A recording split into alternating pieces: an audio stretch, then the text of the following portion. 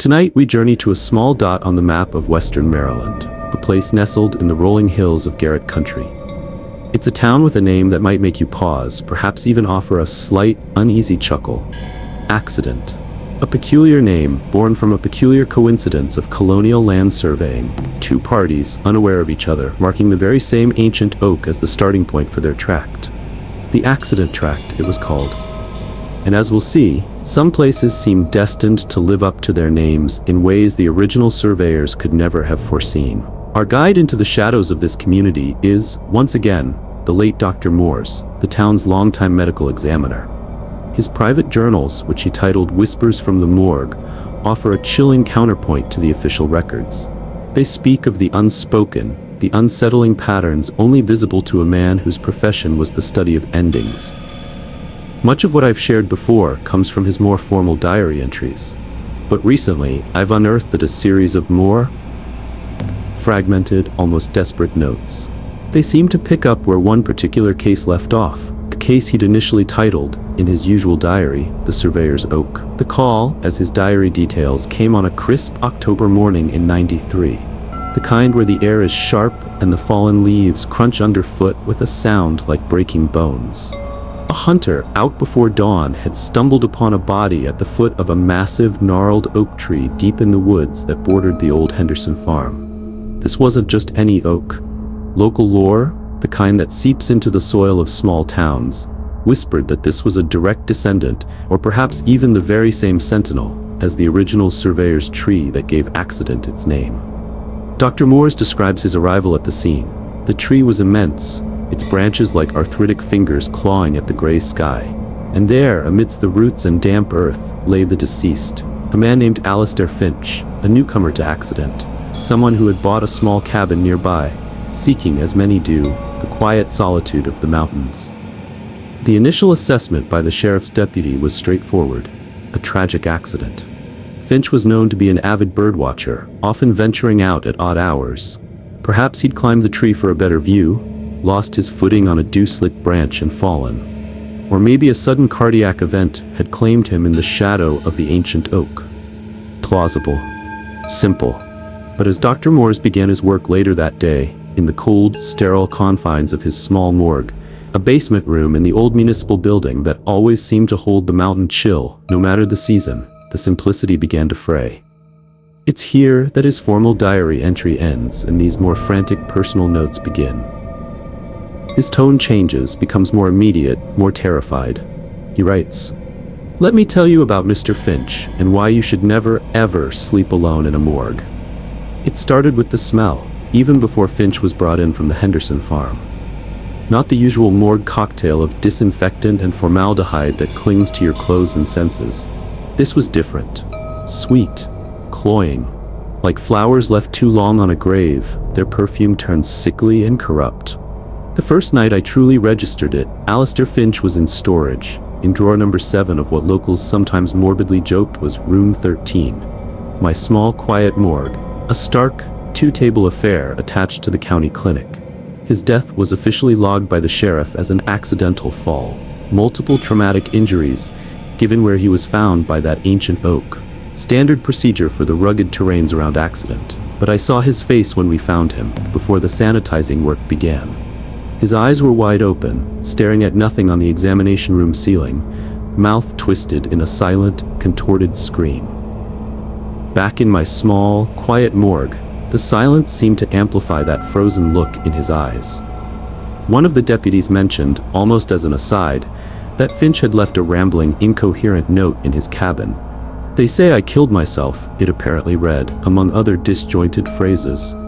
But that look on his face, it wasn't the look of someone who chose their end. It was the look of someone who'd seen something terrible in those final moments beneath the surveyor's oak. The smell got stronger each night. And each night, it seemed, we received another premature death victim. A sudden cardiac arrest in a healthy young farmer. A single car crash on a clear night, no apparent cause. Small town tragedies, yes, but the frequency right after Finch's arrival was unnerving. And always that sweet, rotten scent hanging in the air when they arrived, a scent that seemed to emanate from drawer 7. That's when the paralysis started.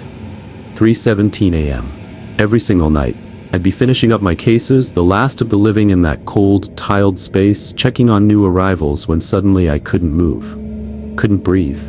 Couldn't scream. My mind would be wide awake, frantic, but my body would be a leaden weight, sometimes slumped over my desk, sometimes frozen mid-step on the cold floor.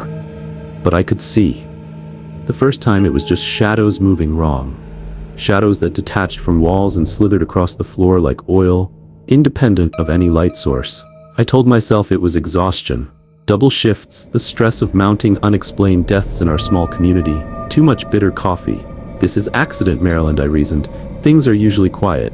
This spate of deaths was taking its toll. The second night, the shadows had shapes, human shapes. But wrong. Bent at impossible angles, limbs twisted backwards as if snapped and reset by a malevolent will. Faces that were just holes, empty pits in the dim emergency lighting. By the third night, I could hear them. Whispers. Not words exactly, not at first, but something that crawled directly into my brain, a chilling static that bypassed my ears. And underneath the whispers, a sound that made my skin crawl. The wet, rhythmic thud of a heart that should have stopped beating hours, sometimes days ago. It seemed to be centered around Finch's drawer, but also from the others. The new arrivals. I tried to rationalize it. Sleep deprivation psychosis. It had to be. The mounting grief, perhaps, from seeing so many familiar faces, friends and neighbors from accident, pass through my doors in the last month. But then, I reviewed the security footage from the internal cameras. The ones meant to deter break-ins, not capture this. I wasn't alone during those episodes. The grainy footage showed me, frozen at my desk or by the door, eyes wide with a terror the camera couldn't fully capture. And it showed others in the hallway with me, sometimes standing right beside me. People I'd known in accident for years, people whose death certificates I had signed weeks ago, standing there, still and silent, staring at me with eyes that reflected the dim light like a nocturnal animal's. Alistair Finch was among them, his face no longer contorted in that final scream, but smoothed into a terrifying calm, his eyes fixed on me. I started staying awake. Stimulants from the clinic's pharmacy, endless energy drinks, anything to avoid that 3:17 a.m. paralysis. But you can't fight sleep forever. Eventually, your body gives in, your mind betrays you. That's when I learned the truth. The paralysis wasn't random, it was an invitation. During one particularly vivid episode, the exhaustion total, the fight gone out of me, instead of fighting it, I listened.